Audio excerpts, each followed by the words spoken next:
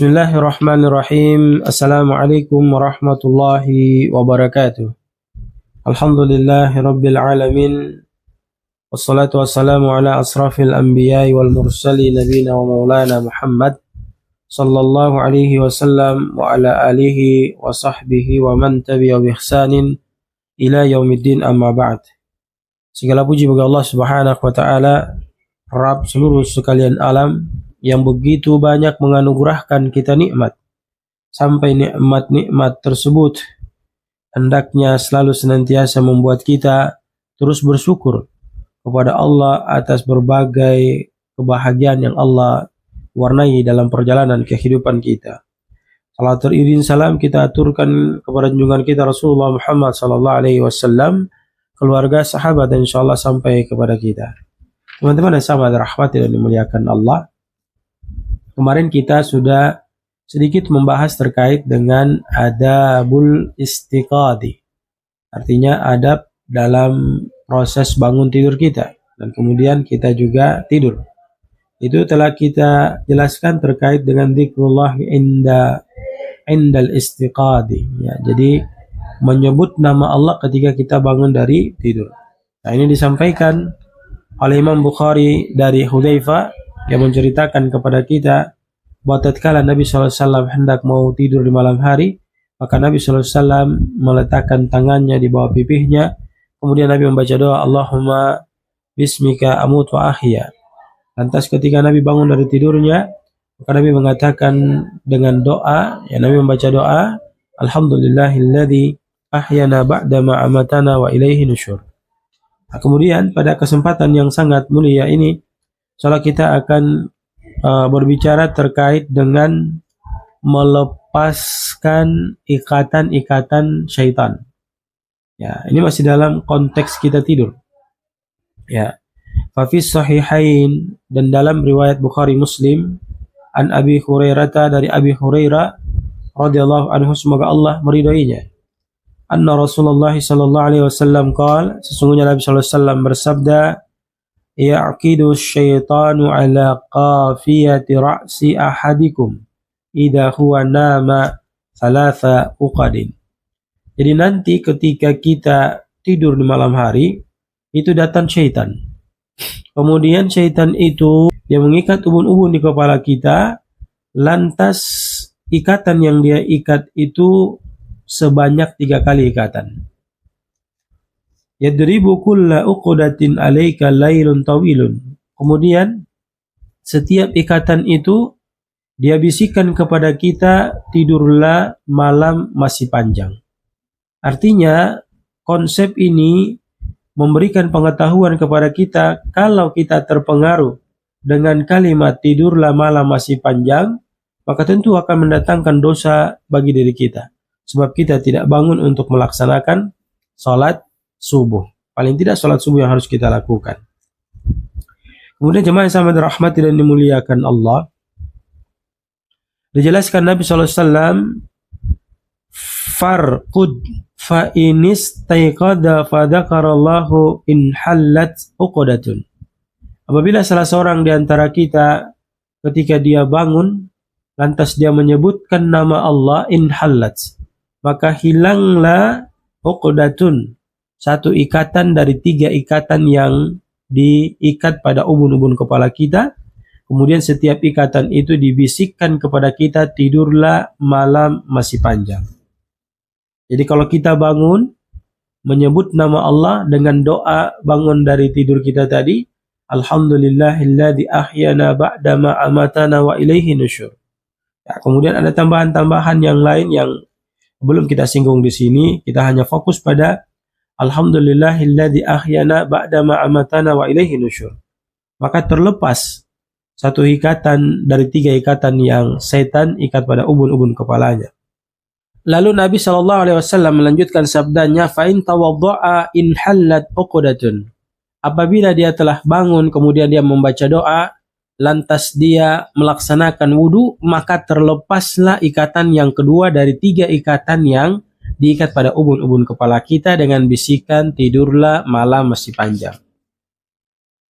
Lalu dijelaskan kepada kita, fa in shalla in hallat uqdatun.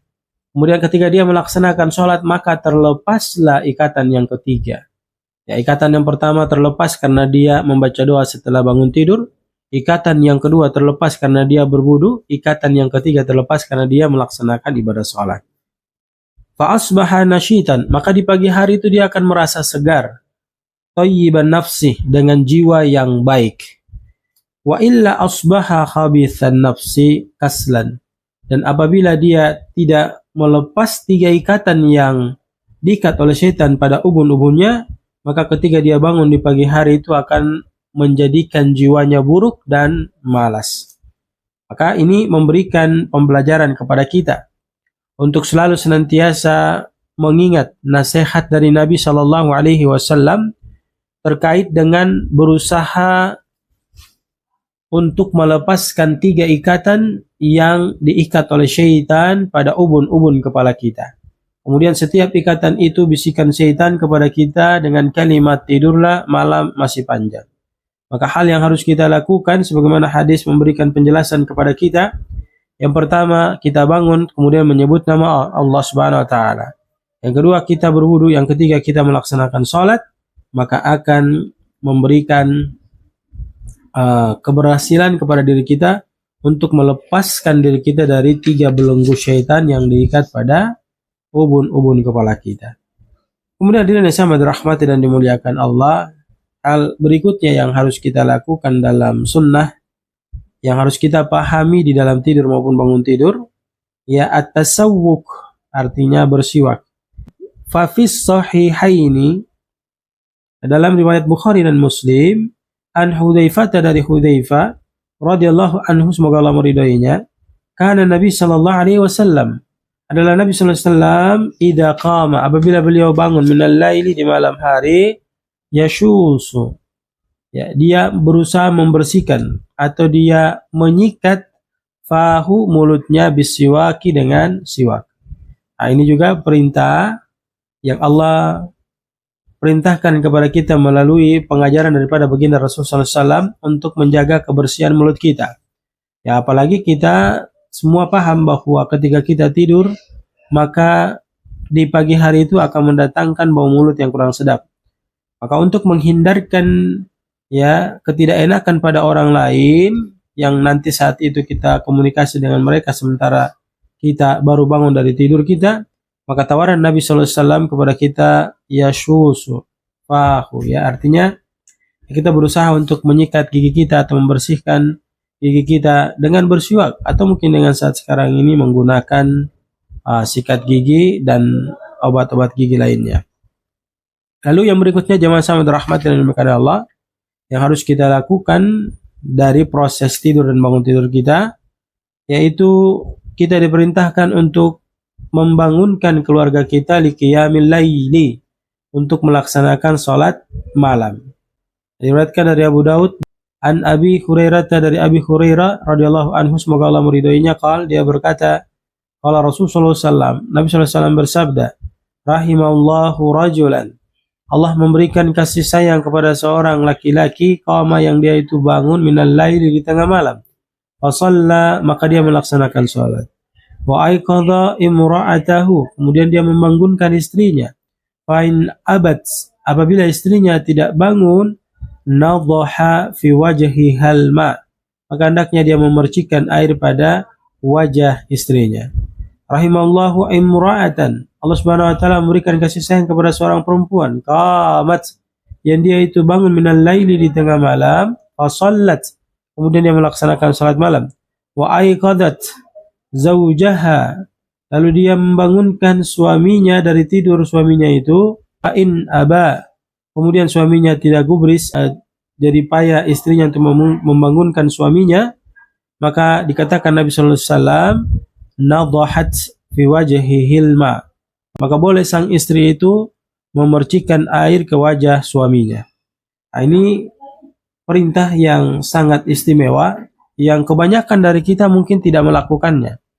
Tetapi ini adalah merupakan perintah yang istimewa. Ya, dalam riwayat Abu Daud ini memberikan penjelasan kepada kita terkait memang kita diperintahkan untuk membangunkan keluarga kita di qiyamil lail untuk melaksanakan ibadah salat malam. Dan ketika kita sudah menjalani ini dengan baik, maka insya Allah kehidupan kita akan selalu senantiasa mendapatkan keberkahan dari Allah Subhanahu wa Ta'ala.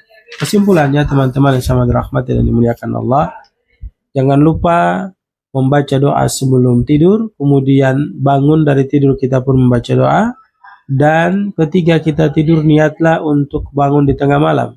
Maka praktek ketika kita bangun di tengah malam, baca doa setelah bangun tidur. Kemudian yang harus kita lakukan adalah berwudu, dan selanjutnya kita melaksanakan sholat di malam hari, maka akan terlepas 3 ikatan dari syaitan yang mengikat pada ubun-ubun kita dengan kalimat daripada setiap ikatan itu, tidurlah malam masih panjang. Kemudian jemaah sama dirahmati dan dimuliakan Allah Subhanahu wa Ta'ala, kita juga diperintahkan untuk bersiwak agar ya pembersihan mulut kita itu bisa memberikan keenakan di saat kita berkomunikasi dengan orang lain. Ya, sekali lagi apalagi di saat kita baru bangun tidur. Dan yang berikutnya adalah perintah kita untuk membangunkan keluarga kita dalam melaksanakan ibadah sholat malam.